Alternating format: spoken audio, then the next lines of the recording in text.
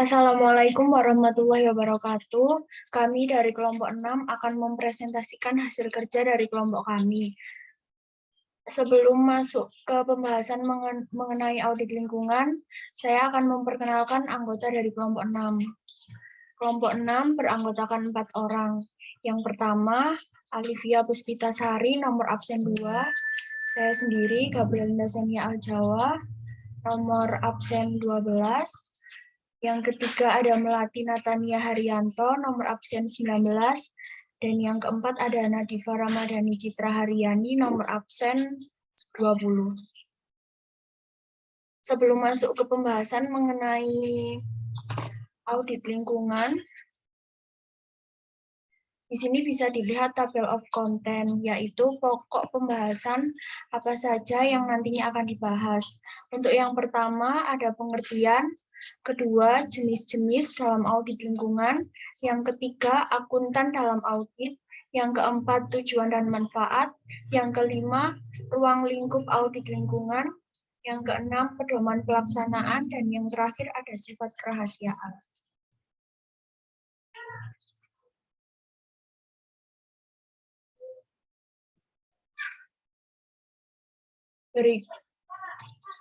Berikut adalah pengertian dari audit lingkungan. Sistem manajemen lingkungan adalah struktur pertanggungjawaban dan kebijakan perusahaan, praktik-praktik prosedur, proses, dan sumber-sumber untuk melindungi lingkungan dan mengelola masalah-masalah lingkungan. Audit lingkungan adalah bagian integral dari sistem manajemen lingkungan yang digunakan oleh manajemen untuk menentukan apakah sistem pengendalian lingkungan perusahaan cukup untuk menjamin kebutuhan pada peraturan kebijakan internal. Audit lingkungan meliputi evaluasi secara sistematik, terdokumentasi, periodik, dan objektif tentang kinerja suatu usaha, berupaya untuk mengendalikan dampak lingkungan dan pengkajian pentaatan kebijakan usaha atau kegiatan terhadap Undang-Undang Pengelolaan Lingkungan.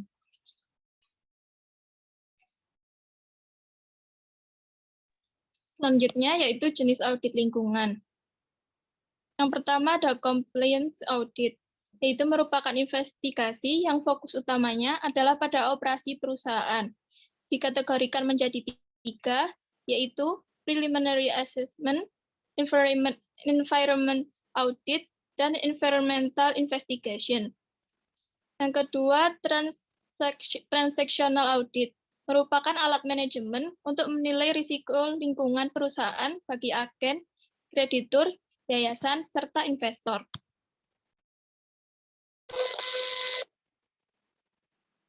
Lalu selanjutnya ada Environmental Management System Audit, yaitu audit ini memberikan informasi dan keyakinan kepada manajemen mengenai efektivitas sistem, pengendalian, dan prosedur untuk mematuhi kebijakan lingkungan perusahaan.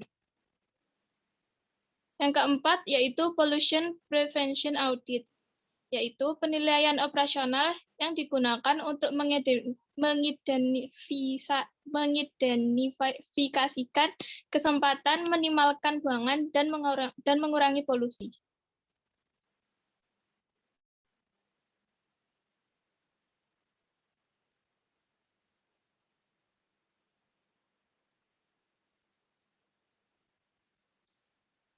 Lalu selanjutnya ada Environmental Liability Accrual Audit, yaitu merupakan akuntansi teknis dan review legal untuk mengakui, mengkuantifisir, dan melaporkan kewajiban yang menyangkut masalah-masalah lingkungan.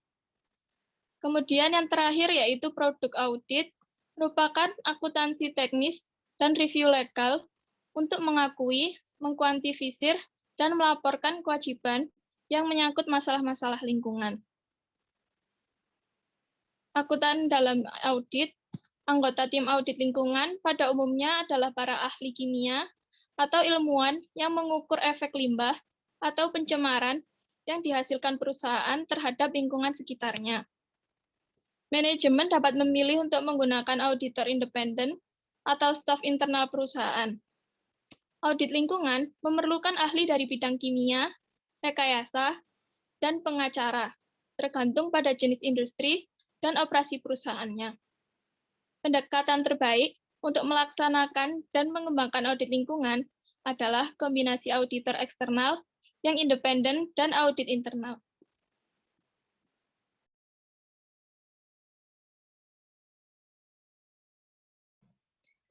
Selanjutnya adalah tujuan. Tujuan utama audit lingkungan untuk mengevaluasi operasi dan kinerja perusahaan dalam hal kesesuaian antara proses produksi dengan hukum dan peraturan, serta untuk mengidentifikasi resiko yang ditimbulkannya yang berkaitan dengan kelestarian.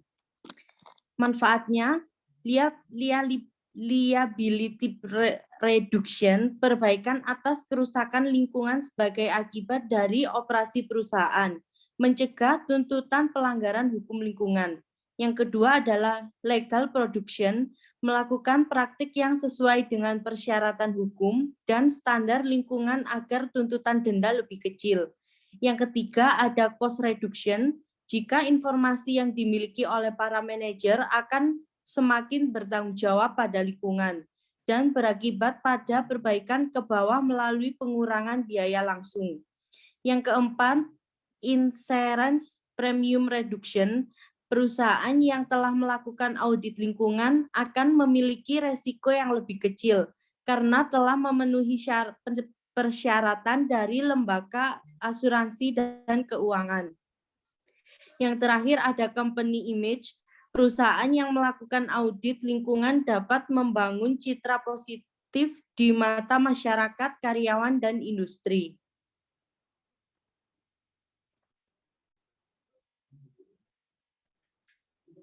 Ruang lingkup. Yang pertama ada pengelolaan dan pemantauan mengenai rona dan kerusakan lingkungan. Yang kedua, perubahan rona lingkungan sejak kegiatan didirikan sampai waktu terakhir pelaksanaan audit. Yang ketiga, penggunaan input dan sumber daya alam, proses bahan dasar, bahan jadi, dan limbah B3. Yang keempat, identifikasi, penanganan, dan penyimpanan bahan kimia, B3, serta potensi kerusakan yang timbul.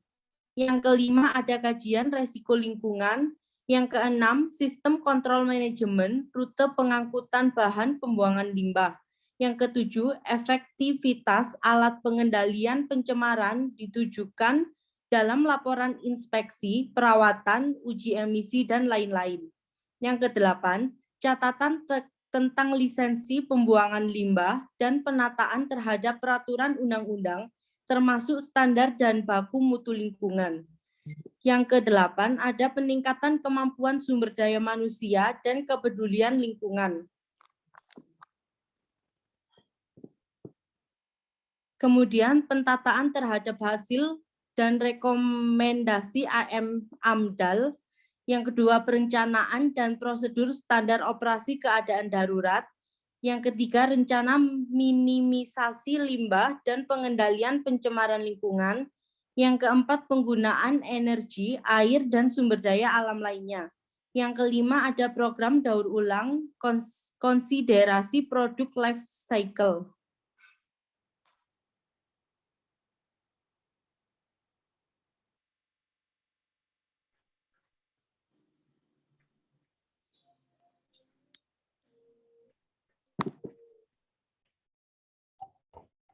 Yang selanjutnya, pedoman pelaksanaan audit lingkungan. Ada 4 tata laksana. Yang pertama, daftar isian, yang mempergunakan daftar isian sebagai acuan audit. Yang kedua, checklist, mempergunakan daftar yang rinci mengenai isu yang diaudit. Yang ketiga, daftar pertanyaan auditor untuk mempersiapkan format baku untuk melaksanakan audit. Dan yang keempat, pedoman yang memuat instruksi dan petunjuk pelaksanaan auditor secara rinci. Selanjutnya ada pelaksanaan. Di pelaksanaan ini ada beberapa tahap. Yang pertama, pendahuluan. Penerapan audit lingkungan tergantung kepada jenis audit yang dilaksanakan. Yang kedua, pra-audit. Merupakan bagian yang penting perencanaan yang baik menentukan keberhasilan, meliputi aktivitas di lapangan, status hukum, struktur organisasi, dan lingkup usaha atau kegiatan yang akan diaudit. Pada saat ini, tujuan dan ruang lingkup audit harus telah disepakati. Yang ketiga, kegiatan lapangan. Ada pertemuan pendahuluan, mengadakan pertemuan dengan pimpinan usaha atau kegiatan untuk mengkaji tujuan audit, tata laksana, dan jadwal kegiatan audit. Selanjutnya, pemeriksaan lapangan. Audit mendapatkan gambaran tentang kegiatan usaha menjadi dasar penetapan areal kegiatan yang memerlukan perhatian khusus. Tim auditor dapat menentukan hal-hal yang terkait erat dengan kegiatan audit, namun belum teridentifikasi dalam perencanaan. Yang ketiga, pengumpulan data. Data yang dikumpulkan selama audit lingkungan akan mencakup tata laksana audit, dokumentasi yang diberikan pemilik usaha, catatan dan hasil pengamatan tim auditor, hasil sampling dan pemantauan. Tujuan utamanya untuk menunjang dan merupakan dasar bagi pengujian hasil temuan audit lingkungan. Selanjutnya yang keempat, pengujian. Dokumentasi yang dihasilkan oleh tim auditor harus menunjang semua pertanyaan atau teruji melalui pengamatan langsung oleh tim auditor. Dalam menguji hasil temuan audit, tim auditor harus menjamin bahwa dokumen asli dan sah. Yang kelima, evaluasi hasil temuan. Hasil temuan harus dievaluasi dengan tujuan audit dan tata laksana telah disetujui untuk menjamin bahwa semua isu atau masalah telah dikaji. Dan yang selanjutnya, pertemuan akhir. Tim auditor memaparkan hasil temuan pendahuluan dalam suatu pertemuan akhir secara resmi. Pertemuan ini mendiskusikan hal yang belum terpecahkan. Dan yang terakhir adalah pasca audit. Tim auditor akan menyusun laporan tertulis secara lengkap sebagai hasil pelaksanaan audit lingkungan.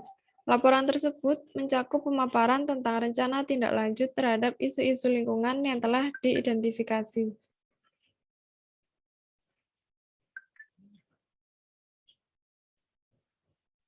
Dan untuk yang selanjutnya yaitu sifat kerahasiaan.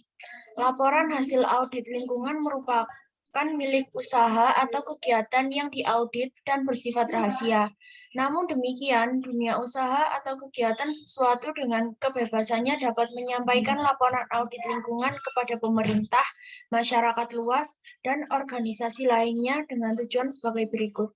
Yang pertama, publikasi terhadap upaya pengelolaan dan pemantauan lingkungan yang telah dilakukan. Pemerintah dapat memberikan verifikasi atas hasil audit. Yang kedua, antisipasi. Kebutuhan penilaian peringkat kinerja usaha atau kegiatan lainnya. Yang ketiga, tujuan lainnya yang ditetapkan oleh usaha atau kegiatan tersebut. Kebijakan audit dalam hal ini tidak dapat membatasi hal-hal sebagai berikut. Yang pertama, hak pemerintah untuk melaksanakan pemeriksaan secara rutin pada suatu usaha atau kegiatan. Yang kedua, hak pemerintah untuk melakukan pemeriksaan terhadap suatu kegiatan yang dicurigai sebagai kelalaian, penghindaran, kewajiban, dan pelanggaran terhadap pentaatan hukum dan peraturan. Yang ketiga, hak pemerintah untuk meminta sesuatu informasi khusus sebagai dasar penentuan peringkat kinerja lingkungan suatu usaha atau kegiatan. Dan yang terakhir, tanggung jawab dunia atau kegiatan menyediakan data yang sesuai kepada pemerintah sesuai dengan Undang-Undang Nomor 4 Tahun 1982 dan Peraturan Pemerintah Nomor 51 Tahun 1993.